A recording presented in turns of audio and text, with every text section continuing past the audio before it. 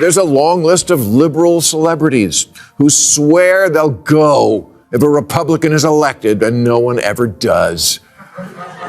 Miley Cyrus once said, "I am moving if Trump is my president. I don't say things I don't mean."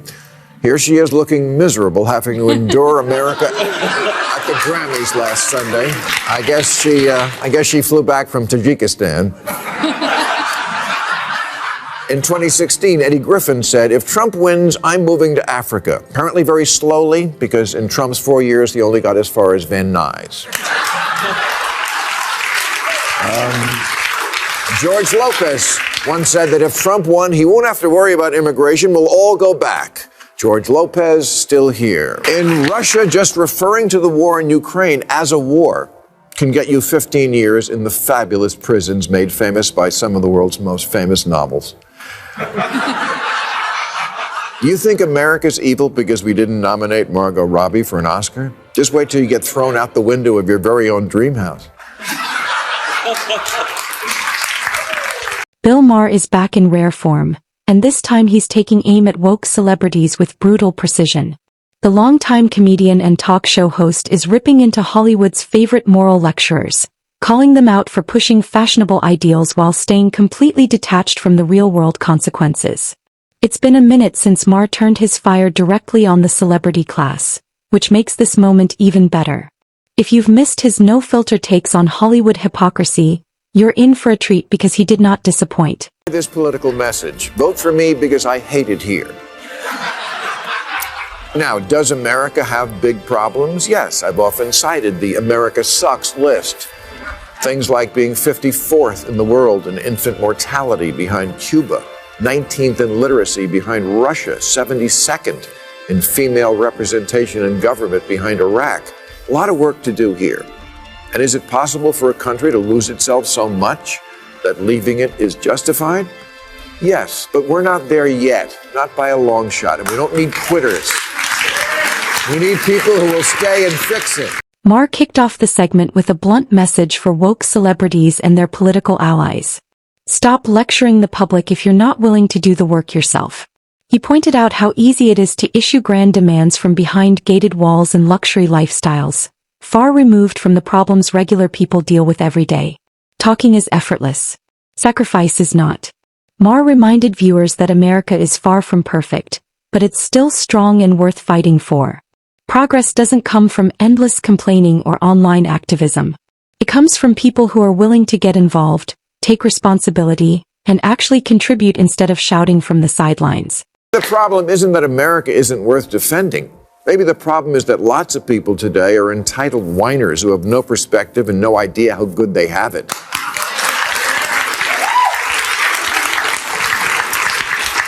59% of self-identified liberals say there have been times when they considered leaving America for good, like after NBC canceled The West Wing. What Maher described isn't exaggeration. It's a pattern that's been playing out for years. Every election cycle, celebrities and activists threaten to leave the country over political outcomes they don't like. When Donald Trump won, the dramatic announcements came flooding in. Canada was suddenly everyone's destination of choice. Of course, almost none of them actually left. Others claimed they'd move because America wouldn't embrace the latest ideological trend. Maher's point was simple and hard to argue with. Real patriotism isn't about packing your bags when things don't go your way. It's about facing problems head-on and working to improve the country you live in. So badly for every immigrant to come to this country and experience the good life, but somehow it's so terrible you want to leave? And I see conservatives in Texas are talking secession again. They have two bumper stickers in that state: America, love it or leave it, and we're leaving it.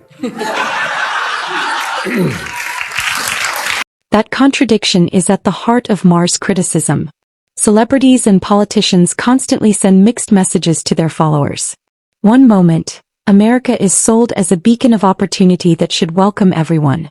The next, it's described as a shameful place they can't wait to escape. You can't have it both ways. If America is truly terrible, why encourage people to come here? And if it's such a land of opportunity, why threaten to abandon it every time an election doesn't go your way? Maher exposed this double talk for what it is. Not conviction. Not principle. Just shallow hypocrisy wrapped in applause lines. There's a long list of liberal celebrities who swear they'll go if a Republican is elected, and no one ever does. Miley Cyrus once said, "I am moving if Trump is my president. I don't say things I don't mean." Here she is looking miserable, having to endure America at the Grammys last Sunday. Here's where the whole thing gets even more absurd. Despite all the dramatic vows to leave, most of these celebrities never go anywhere. They stay right where they are, enjoying the freedom, wealth, and influence that only America provides. Deep down, they know the truth. There's no better place for them. No other country offers the same platform, protection, or prosperity. The threats were never serious. They were performative. A way to score points with fans and ride the outrage wave. Maher sliced through the act and called it what it is. Theater. Not bravery. Not sacrifice. Just image management. I guess she flew back from Tajikistan. In 2016, Eddie Griffin said, "If Trump wins, I'm moving to Africa." Apparently very slowly, because in Trump's 4 years, he only got as far as Van Nuys. George Lopez once said that if Trump won, he won't have to worry about immigration. We'll all go back. George Lopez still here. This is exactly why so many people struggle to take celebrity political lectures seriously. Their lives look nothing like those of ordinary Americans.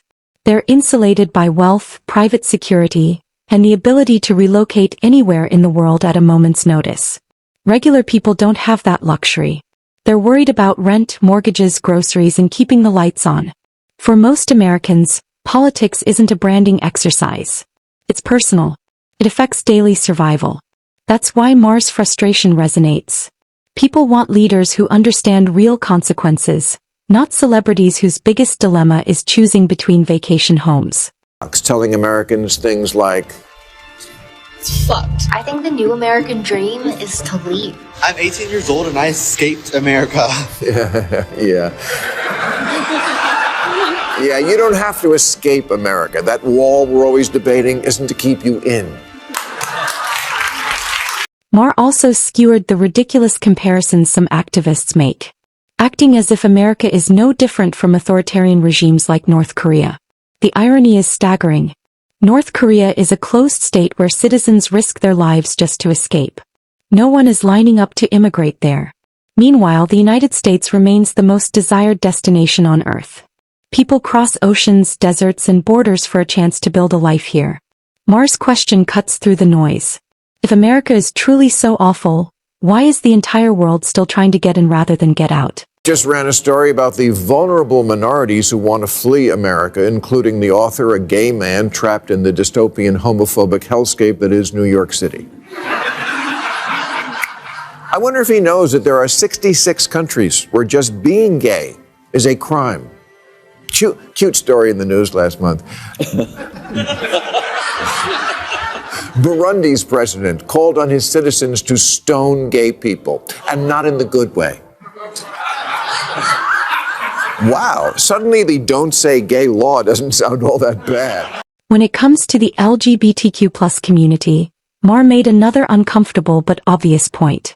America is one of the safest and most accepting places on the planet for them. Legal protections, cultural visibility, political representation, and freedom of expression exist here in ways that simply don't in most of the world. Many countries that are romanticized as more progressive still struggle with violence, discrimination, and limited rights. So the constant talk about fleeing America raises a simple question. Where exactly would offer more freedom? For all its flaws, the U.S. remains one of the strongest havens for LGBTQ+ individuals anywhere. Oh, they don't just give you a ticket for parking in the rear. You can get the death penalty for it. In China, they have the death penalty for almost 50 crimes. And in 13 countries, atheism is punishable by death, and 61 impose restrictions on women's clothing, so bring a scarf. According to Amnesty International, paramilitary groups killed the government's critics in Argentina, Brazil, Colombia, Venezuela, and arbitrary detentions are widespread in Cuba, Ecuador, El Salvador, Nicaragua. If you're wondering how that's just like no cash bail, it's not. That reality explains why millions of people across the globe dream of coming to America. Freedom of speech. Economic opportunity. The ability to build something through hard work. These aren't empty slogans. They're why people risk everything to get here. Yet some who already live in the US seem blind to what they have. They complain endlessly, trash the country, and ignore the privilege they enjoy daily. Maher compared it to a spoiled kid tossing aside what others would die to have. His larger message was clear. Criticism is healthy. Ingratitude isn't. Just referring to the war in Ukraine as a war can get you 15 years in the fabulous prisons made famous by some of the world's most famous novels. You think America's evil because we didn't nominate Margot Robbie for an Oscar? Just wait till you get thrown out the window of your very own dream house. In the end, Maher's takedown of woke celebrity culture exposed how hollow much modern activism has become. Road-blocking protests, vandalism, and viral outrage don't solve real problems. Celebrities preaching from ivory towers while calling America oppressive only highlight the hypocrisy. Ordinary Americans are busy working, paying bills, and navigating real life. Maher reminded viewers that real change comes from action, accountability, and common sense, not social media theatrics. America isn't perfect, but it's still a place the world wants to enter, not escape. That truth alone undercuts the entire woke narrative. And with that, we wrap up today's video. If you enjoyed it, hit like, subscribe, and I'll see you in the next one.